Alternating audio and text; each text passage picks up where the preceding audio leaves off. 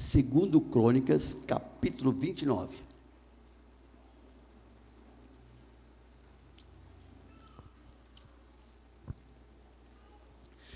Segundo Crônica, capítulo 29. O livro de Crônica, amados, Crônicas, não é? Tanto um como dois, ele relata sobre a liderança dos reis de Israel, né? Fala da liderança, conta da vida dele, dos feitos dos reis de Israel. Eu queria pegar aqui um exemplo, pegar um rei aqui, amados, que também governou a Israel, né? Um rei bastante conhecido, que é o rei Ezequias, né? E eu gostaria aqui de tirar aprender com ele aqui algumas lições, né? Na vida de Ezequias, no reinado de Ezequias.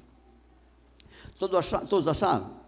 Segundo Crônicas, capítulo 29, verso 1 ao 11, diz assim: Ezequias tinha 25 anos de idade quando começou a reinar, e reinou 29 anos em Jerusalém.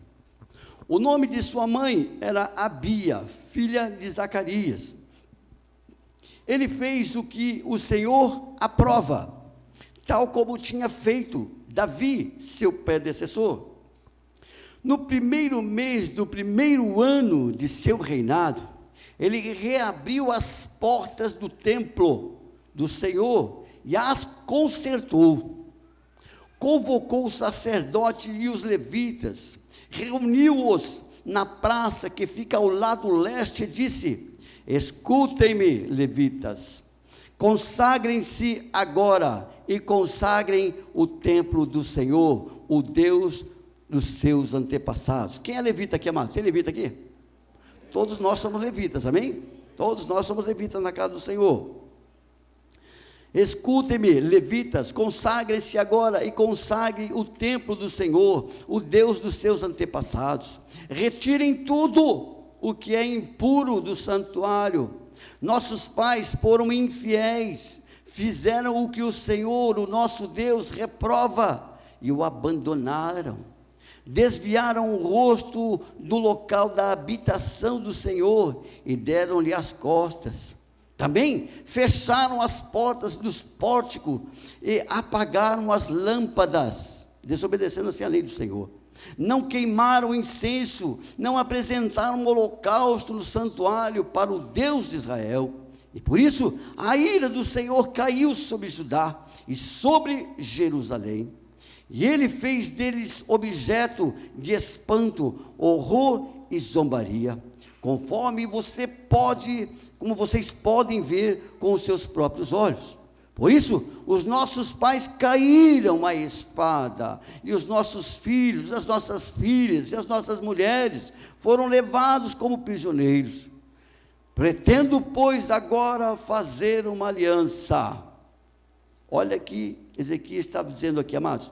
Pretendo, pois, agora fazer uma aliança. Repete comigo, amados. Pretendo, pois, agora fazer uma aliança.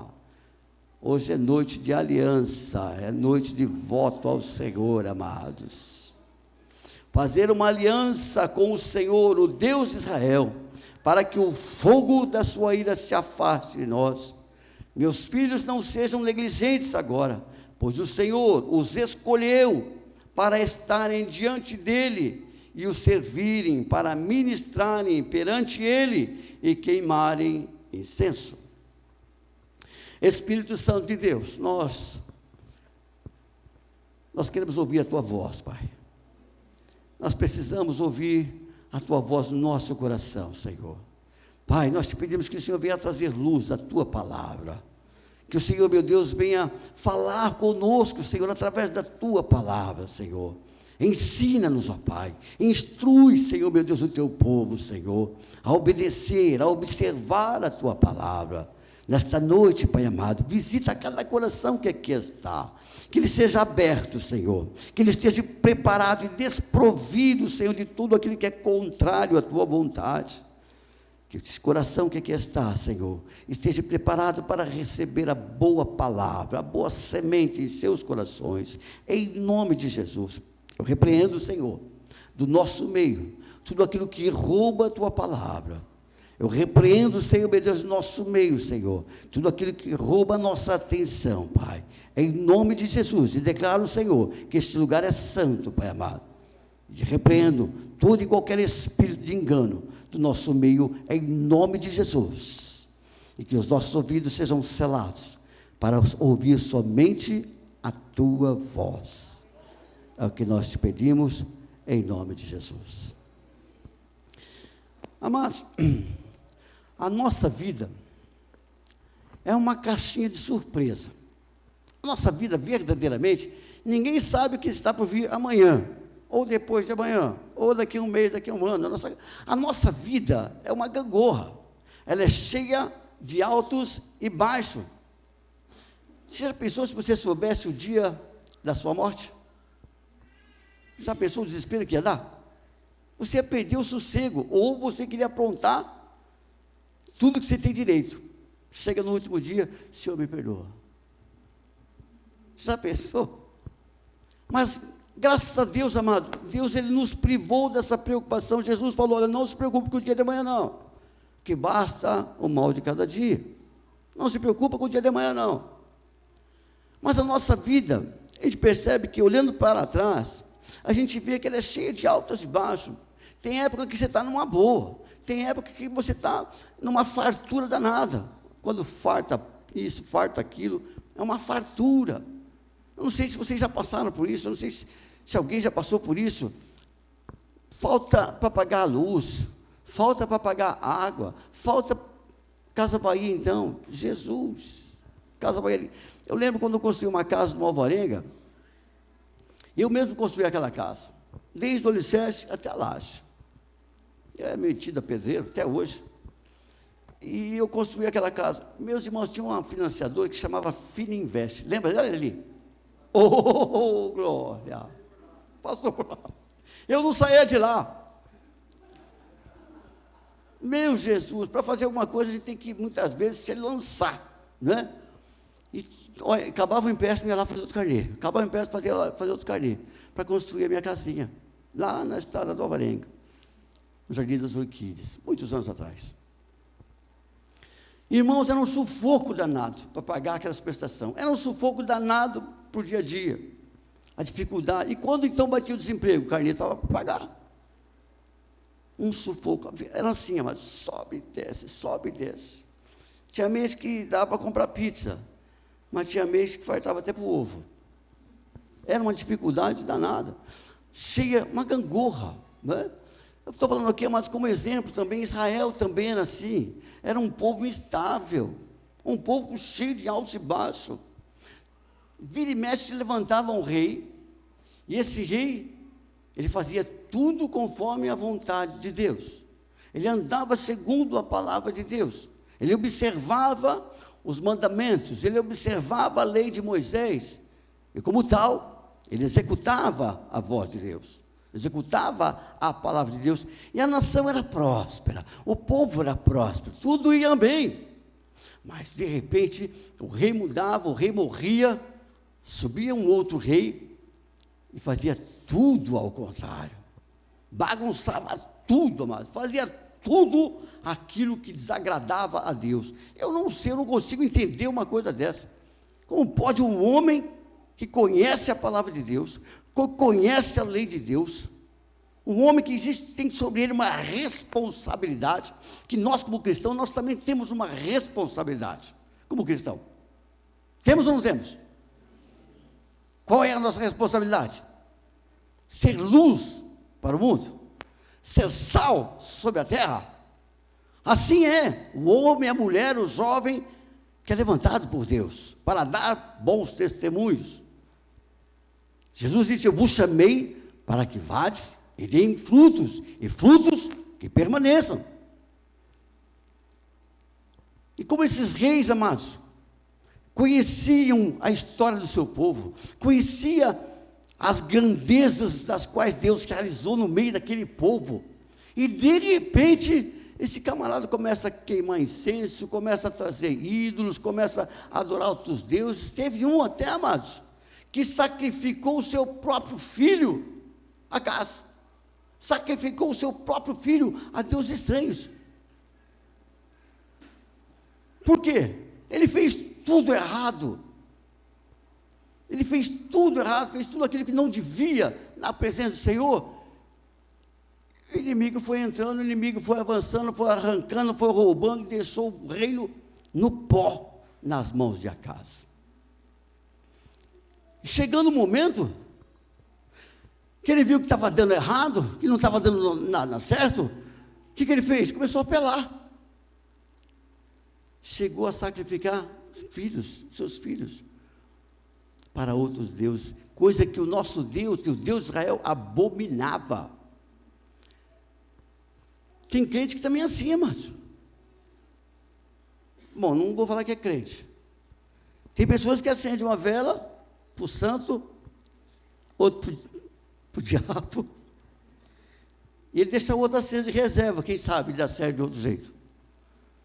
Porque não está dando certo. Poxa vida, o pastor fala que Deus abre porta, não tem porta. Deus faz isso, faz aquilo. A Bíblia ensina que assim, assim, assim. A coisa não acontece, eu vou partir para o outro lado. No desespero. Isso não aconteceu só na vida de Acaz, não, acontece conosco também. Apela. A palavra de Deus não falou comigo. Deixa eu ver se o horóscopo me fala alguma coisa. Meu amado, o crente, ele é conduzido pelo Espírito Santo de Deus. O crente, ele é ensinado, ele é instruído, ele é orientado, ele é confortado pelo Espírito Santo de Deus. Procurar guru, isso, mas nós são algumas práticas que nós trazemos do mundo para a nossa vida, mesmo depois que confiamos no Senhor. Eu vou ouvir o pastor Zezinho, porque o pastor Zezinho, ele é poderoso. Eu vou... práticas que nós tínhamos antigamente. Eu quero ver como vai ter no meu futuro, eu vou procurar uma cartomante, cigana. E nós trazemos muitos desses costumes para nós, amados, mesmo depois de convertido. Já que não está dando certo com Jesus, eu vou tentar com o Genésio. E esse rei, ele só trouxe desgraça. Acaz só trouxe desgraça ao povo de Israel. Acabou com o reino. E Acaz é pai de Ezequias, esse rei do qual nós lemos. Quando Ezequias toma o trono, só tinha o trono para ele sentar. Não tinha mais nada. Não tinha mais reino. Não tinha mais soldado. Não tinha mais exército. As famílias estavam todas destruídas. As cidades estavam todas destruídas. E o povo tinha se misturado com povos pagão, né? E esse menino Ezequias, com 25 anos, ele assume o reinado. E eu quero dizer para você, meu amado, que nem tudo que a gente herda é para a gente tomar posse. É ou não é? Tem algumas heranças que não é para a gente tomar posse. Tem pessoas que têm um histórico familiar. Minha mãe morreu de câncer, minha avó morreu de câncer, eu também vou morrer de câncer. Olha a herança. Que herança, né? Você quer uma herança dessa para você, amado? Mas tem gente que aceita. Ah, fulano morreu, fulano Beltrano morreu, eu também vou morrer. Amado, a sentença de vida e de morte, ela vem da tua boca. É da tua boca. Sabia ou não? Com a tua boca, você constrói. Com a tua boca, você destrói. Com a tua boca, você abençoa. Com a tua boca, você amaldiçoa. Amados, deixa eu falar uma coisa para você. A herança dos teus antepassados, tudo aquilo que não presta, foi cravado lá na cruz. Todo o escrito de dívida, maldição, foi cravado e anulado lá na cruz do Calvário. É uma bênção para aquele que crê, amado. Então você não precisa pegar a herança daquilo que não presta na sua família. Mas Ezequias, pelo contrário, ele aceitou o desafio, subiu ao trono e tomou posse do trono. E ele, ao contrário do seu pai, porque ele tinha muitos maus exemplos, porque o seu pai fez tudo de errado, e nós muitas vezes também usamos, sabe, parâmetros para nós, para arrumarmos desculpa para os nossos erros. Fulano errou, eu também posso errar. Fulano não está mais indo, eu também não vou mais. Meu pai fez, também vou fazer. Ezequias tinha todo o exemplo para dar tudo errado, amados. Na vida dele, no seu ministério, no seu reinado, ele tinha tudo para dar errado. O vô dele era Jotão. O vô dele também foi um homem próspero, fez tudo que agradava ao Senhor. Mas por causa do orgulho, ele entrou dentro do templo e foi queimar incenso ao Senhor. Ele não é sacerdote, ele é rei. E os sacerdotes correram atrás dele: não faça isso que você está profanando o templo. Na hora, Deus feriu Jotão com lepra. Ele foi um homem leproso. Tem certas coisas, amados, que não é para nós fazer, não. Tem certas coisas que não é da nossa incumbência. Dê honra a quem tem honra. Dê louvor a quem tem louvor. São princípios dos quais o Senhor estabeleceu, amados. E Ezequias, quando ele assume o reino, esse homem faz uma mudança. O livro de Crônicas e também o livro de Isaías fala que não houve outro rei semelhante a Ezequias, e tão bom que foi o seu reinado. Tinha tudo para dar errado. Tinha tudo para fazer o que não desse certo. Talvez você também esteja passando por um momento assim, amado, que tem tudo para dar errado, que tem tudo para não dar certo.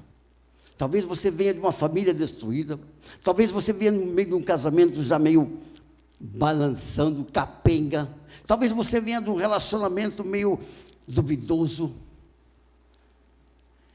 mas pela vida de Ezequias, olhando como exemplo da vida de Ezequias, como ele mudou o sistema, mudou todo aquele contexto da nação, mudou o contexto da história de Ezequias, Deus também pode mudar o nosso contexto. Pode, amado. A gente não tem que ficar olhando: porque não deu certo com fulano, não vai dar certo comigo. Não dá certo com ciclano, não vai dar certo comigo. Não. Conosco está o braço do Deus Todo-Poderoso para nos ajudar, amado. Cabe a nós crermos, cabe a nós tomarmos alguns princípios, alguns cuidados, amados, para que Deus possa nos abençoar. Porque, amados, Deus, ele pretende abençoar o povo. Deus quer abençoar o povo. Deus quer fazer com que o povo seja próspero. Mas nós temos que também fazer a nossa parte. Tem que fazer também a sua parte. Eu coloquei aqui, amados, como tema desse sermão, decisões que nos levam à vitória. Decisões que nos levam à vitória. Não sei em que área que você precisa de uma vitória, amado. Não sei. Se é na área espiritual, se é na física ou emocional, trabalho, família. Eu não sei se você precisa de uma vitória, amado. Mas exemplo de Ezequias, eu descubro o caminho. Eu aprendo o caminho de alcançar a bênção de Deus, para buscar a vitória, a prosperidade de Deus, amado. Porque Deus, amado, Deus não é limitado. Deus, ele independe das circunstâncias. Deus, ele independe do momento. Ele independe da tua força. O apóstolo Paulo chega a dizer, falou: quando eu pensei que era forte, eu era fraco. Quando eu pensei que era fraco, aí que eu era forte. Então, amados, Deus não depende da situação. Nós, como cristãos, muitas vezes colocamos Deus numa redoma. Nós limitamos o poder de Deus, ou até, às vezes, muitas vezes, retardamos a bênção de Deus para a nossa vida, amado, por causa das nossas atitudes. Às vezes nós estamos na porta de alcançar, na porta de receber a bênção de Deus, e a gente pisa na bola. Ou seja, retardamos a bênção de Deus para nós. A Bíblia chega a dizer, amados, que o Senhor nos abençoou com toda sorte de bênção nas regiões celestiais. Está lá, a bênção está lá, a vitória está lá, a prosperidade está lá, a longevidade está lá, está lá. Ele já nos abençoou, está no passado, não está no futuro. O Senhor vai nos abençoar, não. Ele já nos abençoou com toda a sorte de bênção. Ele já nos abençoou. Você é um abençoado, meu amado. Em todas as áreas da tua vida você é um abençoado. Você precisa acreditar nisso. Você precisa tomar posse desta palavra, vivenciar esta palavra. Ao invés de andar cabisbaixo, um derrotado, um impotente, um zero à esquerda, levanta a tua cabeça e anda, diz o Senhor. Nós muitas vezes bloqueamos o poder de Deus, retardamos a bênção de Deus para as nossas vidas, quando nós fugimos dos princípios dos quais Ele estabeleceu através da sua palavra. Decisões, amados, decisões que nos levam à vitória. Ezequias, ele não ficou chorando, se lamentando. Ó vida, ó dia, ó aquela hiena, como que é o nome dele? O Harp, né? Hard, né? Eu não vi mais esse desenho, faz tanto tempo que eu não vi esse desenho, né? Ezequias não ficou olhando o leite derramado. Ezequias não ficou olhando para trás. Não, ele olhou para Deus. Ele não olhou para o problema, mas ele olhou para a solução. A tua solução, meu amado, está em Cristo Jesus. Não está nos homens, não está na sociedade, não está no teu patrão, não está no teu cônjuge. Ela está no Senhor. É no Senhor, amados. A primeira atitude de Ezequias, em meio a toda essa confusão, em toda a turbulência, em toda a quebradeira, olha o que ele faz. 2 Crônicas 29:3. Coloquei como subtítulo: traga Deus para a sua vida, no primeiro mês do primeiro ano do seu reinado. Não foi no final do seu reinado, não foi no final do ano do seu reinado, não. Ezequias, no primeiro mês do primeiro ano do seu reinado, ele reabriu as portas do templo do Senhor e as consertou. O que eu aprendo com isso, amados? Que Ezequias não ficou olhando para a quebradeira, não. Que Ezequias não ficou olhando para tudo errado que o pai dele fez, não, amados. Ele não ficou olhando para a situação crítica na qual o país passava. Ele não ficou olhando para a situação crítica que o seu reinado passava. Ele olhou para o Senhor. As portas do templo estavam fechadas, porque o pai dele tinha fechado as portas do templo, tinha encerrado as portas do templo. Não havia mais adoração, não havia mais culto, não havia mais louvor, não havia mais nada em relação ao Senhor. Tudo foi cerrado, tudo foi parado, tudo foi brecado. Ele, primeira atitude que ele toma é cuidar das coisas de Deus e restabelecer o culto no reino de Deus. O que eu aprendo com isso, amados? Deus, ele vem em primeiro lugar. Não é a tua dificuldade, não é a tua derrota, é a derrota do teu vizinho, do teu passado, dos teus pais, não. Nós temos que estar focados no Senhor. Ele tem a primazia, Ele tem a prioridade, Ele vem em primeiro lugar.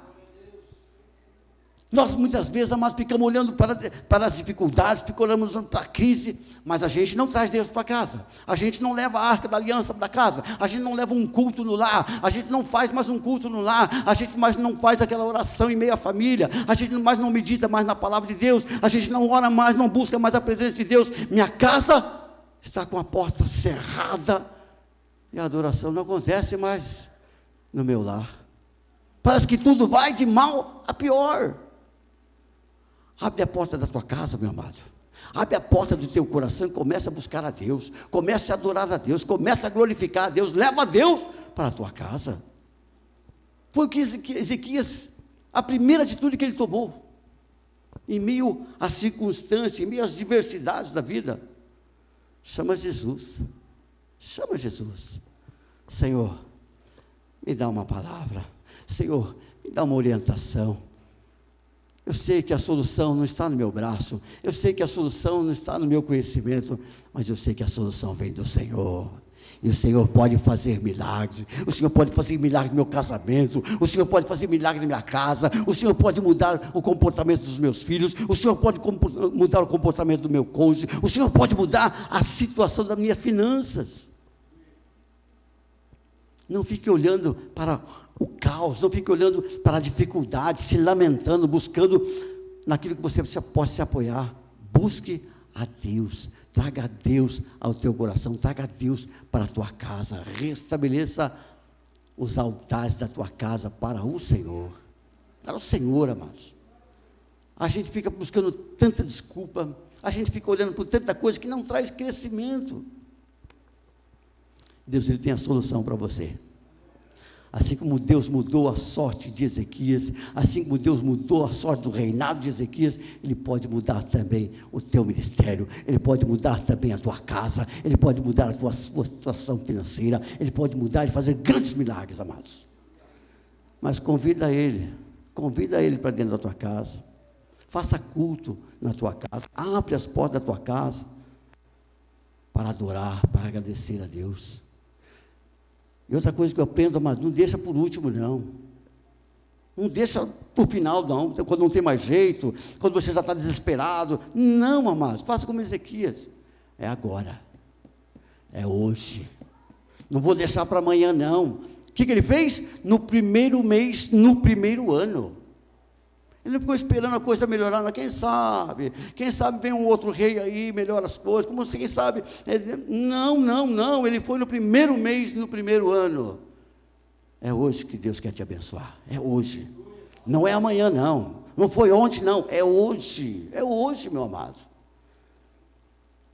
Existem algumas coisas que ele não pode fazer mais na vida da gente, amados. É o amanhã, cuidar do amanhã e cuidar do ontem, que o ontem já passou. E o amanhã, ele nunca vai chegar. Porque o amanhã é hoje. Sempre vai ser hoje. O que tiver que fazer, faça hoje. Hoje. Lá em Hebreus, capítulo 3, 12 e 13, diz assim, ó, cuidado, irmãos, para que nenhum de vocês tenha coração perverso e incrédulo, que se afaste do Deus vivo. Ao contrário, encorajem-se uns aos outros, todos os dias, durante o tempo que se chama hoje. É hoje, meu amado, de modo que nenhum de vocês seja endurecido pelo engano do pecado. O teu tempo é hoje, a tua bênção é hoje, a tua vitória é hoje. Não fica vivendo do passado, não, amados, porque o passado já passou, e não vai mais acontecer mais nada em relação ao passado. Olhe para o autor e consumador da tua fé. Ezequias, ele foi um homem sábio, ele foi inteligente, pastor. O que ele fez com o povo de Israel? Ele precisava motivar o povo de Israel, ele precisava levantar o astral de Israel, amados. Eles convidam, ele faz um ajuntamento do povo de Israel, para que haja a celebração da Páscoa. O povo estava todo disperso, as famílias estavam todas dispersas, as cidades estavam destruídas, estava todo mundo levando a sua vida da forma que queria. Ele chama o povo para fazer e celebrar a Páscoa do Senhor. O que era a Páscoa? O que aconteceu na Páscoa? Os grandes milagres que Deus realizou para arrancar com o braço forte o povo que estava cativo. Eles celebravam a Páscoa, amados. Lembravam as 10 pragas que caíram sobre o Egito, os grandes milagres, o mar se abriu, Deus mandou carne para o povo, Deus mandava maná todos os dias, aquela nuvem que encobria o povo todos os dias, que era de noite e de dia, aquela nuvem era presente sobre o povo de Israel. A Páscoa era para celebrar, para lembrar dessas coisas, amados. Que eu entendo aqui, amados, que o propósito dele era fazer com que o povo se lembrassem, trouxesse a lembrança, trouxesse a memória de todas as coisas que Deus havia feito por eles. Nós, amados, muitas vezes somos ingratos a Deus. Nós muitas vezes não sabemos agradecer a Deus, adorar a Deus, louvar a Deus por tudo o que Ele tem feito em nossas vidas. Amados, olha só como muitas vezes nós agimos com ingratidão com Deus. Pelo simples fato, amado. Você pode não ter o melhor carrão, você pode não ter a melhor casa, você pode não ter o melhor trabalho, mas simplesmente pelo fato de você poder respirar, isso é um presente de Deus, amado. É uma dádiva de Deus. E eu vou dizer para você, amado, às vezes a gente só dá valor quando a gente perde. Tem visitado algumas pessoas do hospital, amado, que está lá com a máquina lá na boca, está buscando fôlego, está buscando um ar de vida, tentando respirar. Eu olho, eu saio dali com o coração cheio de agradecimento a Deus, cheio de gratidão a Deus. Senhor, obrigado, porque o Senhor tem me dado o fôlego de vida. Obrigado, Jesus, porque o Senhor não tem tirado o ar que enche os meus pulmões. Amado, se a gente for olhar nas minúcias de Deus, você vai ter motivo de sobra para agradecer a Deus, para lembrar dos feitos que Deus fez. Quantos momentos que você passou, que você estava passando pelo vale da sombra da morte, e o Senhor estava lá com você. Você pode muito bem, nesse momento que está passando pelo vale, eu estou abandonado, Deus não me quer, Deus não gosta de mim. Mentira do diabo. Eis que estou convosco todos os dias, em todo momento. Por isso eu digo, Jesus é o amigo certo, na hora certa e na hora incerta também, amados. Ele é o nosso amigo. Então, amados, Ezequias estava tentando fazer com que o povo só voltasse a lembrar dos feitos que Deus fez na sua vida. Ezequias enviou uma mensagem a todo Israel e a Judá, e também escreveu cartas a Efraim e Manassés, convidando-os para virem no templo do Senhor, em Jerusalém, e celebrarem a Páscoa do Senhor, o Deus de Israel. É tão bom quando a gente cultua a Deus, é tão bom quando a gente pode louvar a Deus, e fazemos bem quando aproveitamos a oportunidade que temos, porque o dia de amanhã não nos pertence. A cabeça da gente pensa em tantas coisas, a cabeça da gente voa em tantas coisas, amado, mas muitas vezes esquecemos os benefícios que Deus tem feito em nossas vidas. Filipenses 4:8 diz assim, finalmente, irmãos, tudo que for verdadeiro, tudo que for nobre, tudo que for correto, tudo que for puro, tudo que for amável, tudo que for de boa fama, se houver algo excelente ou digno de louvor, pensem nessas coisas. Ocupa a tua mente com as coisas de Deus. Lembre-se dos feitos que Ele realizou na tua vida, no teu casamento, na tua casa. Lembra de quando você aceitou Jesus, aquele dia glorioso, que você foi quebrantado, aquele dia glorioso que você veio de joelhos chorando ao Senhor. Lembra dos feitos que Deus fez na tua vida, meu amado, nos momentos de dificuldade, nos momentos que você tem que tomar algumas decisões. Lembre-se que Deus, Ele nunca te abandonou. Até as tuas lágrimas, quando você estava no teu travesseiro chorando, Ele conhecia cada uma. Até o teu indagado, o teu coração, mesmo quando você não abriu a tua boca, Ele já sabia de todos eles. Lembra, e ocupa a tua mente com os livramentos que Ele fez, com as portas a qual Ele abriu, aquele momento que Ele falou ao teu coração. Lembra? Eu tenho certeza que quando você lembrar dessas coisas que Deus fez na tua vida, você vai pensar diferente, você vai sentir um rolo compressor, você vai estar cheio de Deus, cheio do Espírito de Deus, e grandes coisas o Senhor realizará na tua vida, em nome de Jesus. E por fim, amados, eu quero te convidar a fazer como Ezequias fez. Tome uma atitude diante de Deus. Não fica protelando para o dia de amanhã. A semana que vem eu faço. Não, ano que vem eu faço. Eu vou assumir aquele ministério, mas eu vou assumir só no ano que vem. Mas Deus falou, mas eu vou esperar mais um pouco. Para de protelar o tempo de Deus sobre a tua vida. Para de ficar buscando desculpa desparrapada. Ezequias tinha motivo de sobra, amado. O avô dele fez tudo errado, o pai dele fez tudo errado, mas ele resolveu fazer a coisa certa. Para de se igualar por baixo, para de se comparar por baixo, se compare por cima. por cima. Por fim, amados, eu quero fazer aqui um convite, assim como Ezequias fez. Tome uma atitude diante de Deus. Olha o que ele diz lá em 2 Crônicas 29:10. Pretendo, pois, agora fazer uma aliança com o Senhor, o Deus de Israel. Tem alguém disposto aqui, amado? Fazer uma aliança com o Senhor? Vamos colocar de pé. Aliança, amados. O que é uma aliança? É uma sociedade, é um pacto, um voto. Eu não sei você, mas eu já tive várias sociedades